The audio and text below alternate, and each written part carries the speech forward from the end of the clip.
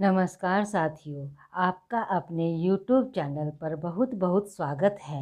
आज मैं लक्ष्मण जी के त्याग की यह अद्भुत पौराणिक कहानी, जिसे सबको जानना चाहिए, वो सुनाने वाली हूँ। हनुमान जी की राम भक्ति की गाथा संसार भर में गाई जाती है। लक्ष्मण जी की भक्ति भी अद्भुत थी।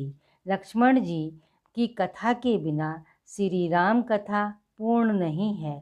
अगस्त्य मुनि अयोध्या आए और लंका युद्ध का प्रसंग छिड़ गया। भगवान श्री राम ने बताया कि उन्होंने कैसे रावण और कुंभकर्ण जैसे प्रचंड वीरों का वध किया और लक्ष्मण ने भी इंद्रजीत और अतिकाय जैसे शक्तिशाली असुरों को मारा। अगस्त्य मुनि बोले, श्री राम, बेशक रावण और कुंभकर्ण भी प्रचंड वीर थे, लेकिन सबसे बड़ा वीर तो मेघनाथ ही था। उसने अंतरिक्ष में स्थित होकर इंद्र से युद्ध किया था और बांध कर लंका ले आए थे।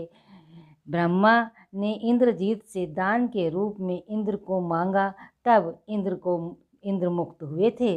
लक्ष्मण ने उसका वध किया, इसलिए लक्ष्मण सबसे बड़े योद्धा हुए। श्री राम को आश्चर्य हुआ, लेकिन भाई की वीरता की प्रशंसा से वे खुश थे।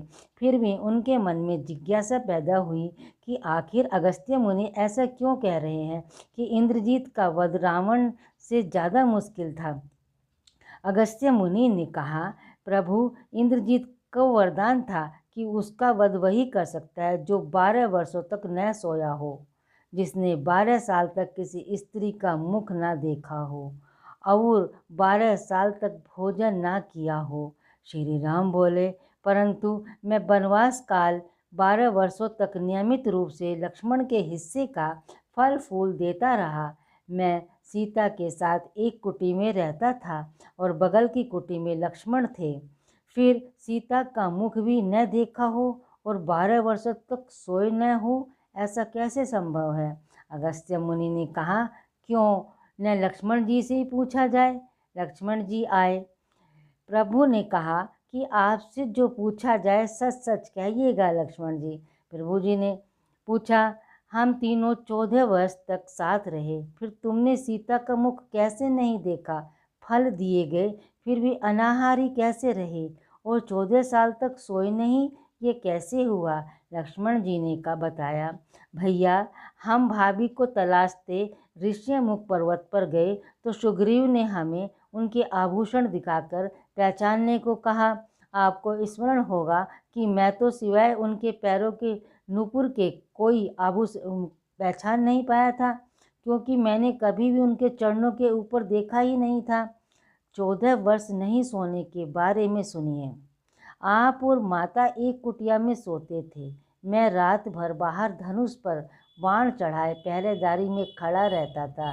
निद्रा ने मेरी आंखों पर कब्जा करने की कोशिश की तो मैंने निद्रा को अपने बाणों से वेध दिया था। निद्रा ने हार कर स्वीकार किया कि वह 14 साल तक मुझे स्पर्श नहीं करेगी, लेकिन जब श्री राम का अयोध्या में राज्याभिषेक हो रहा होगा, मैं उनके पीछे सेवक की तरह छत्र लिए खड़ा रहूँगा, तब वह मुझे घेरेगी। आपको याद होगा, राज्याभिषेक के समय मेरे हाथ से छत्र गिर गया था। अब मैं 14 साल तक अनाहारी कैसे रहा? मैं जो फल फूल लाता था, आप उसके 3 भाग करते थे। एक भाग देकर आप मुझसे कहते थे कि लक्ष्मण, फल रख लो। आपने कभी फल खाने को तो नहीं खा। फिर बिना आपकी आज्ञा के मैं उसे खाता कैसे? मैंने उन्हें संभाल कर रख दिया। सभी फल उसी कुटिया में अभी भी रखे होंगे। प्रभु के आदेश पर लक्ष्मण जी चित्रकूट की कुटिया में से वे सारे फलों की टोकरी लेकर आए और दरबार में रख दिया। फलों की गिनती हुई तो 7 दिन के हिस्से के फल नहीं थे। प्रभु ने कहा, इसका अर्थ है कि तुमने 7 दिन तो आहार लिया था। लक्ष्मण जी ने 7 फल कम होने के बारे में बताया कि उन 7 दिनों में फल आए ही नहीं। जिस दिन हमें पिताश्री के स्वर्गवासी होने की सूचना मिली, हम निराहारी रहे। जिस दिन रावण ने माता का हरण किया, उस दिन फल लाने कौन जाता। जिस दिन आप इंद्रजीत के नाग फांस में बंधकर दिन भर अचेत रहे और जिस दिन इंद्रजीत ने मायावी सीता को काटा था और हम शोक में रहे, जिस दिन रावण ने मुझे शक्ति मारी थी और जिस दिन आपने रावण वध किया था और जिस दिन समुद्र की साधना में उससे राह मांग रहे थे, इन दिनों में हमें भोजन की सुध कहाँ थी। विश्वामित्र मुनि से मैंने एक अतिरिक्त विद्या का ज्ञान लिया था, बिना आहार किए जीने की विद्या। उसके प्रयोग से मैं 14 साल तक अपनी भूख को नियंत्रित कर सका, जिससे इंद्रजीत मारा गया। भगवान श्री राम ने लक्ष्मण जी की तपस्या के बारे में सुनकर उन्हें हृदय से लगा लिया।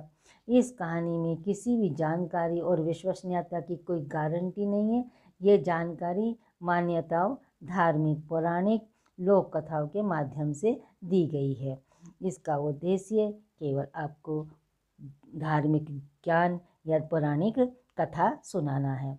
इसी प्रकार की धार्मिक, पौराणिक, आध्यात्मिक, प्रेरणादायक, शिक्षाप्रद कहानियाँ तथा लोक कथाएँ सुनने के लिए हमारे चैनल को सब्सक्राइब करें, वीडियो को लाइक करें। कहानी अच्छी लगी हो तो कमेंट बॉक्स में ज़रूर बताएं। जय श्री राम। जय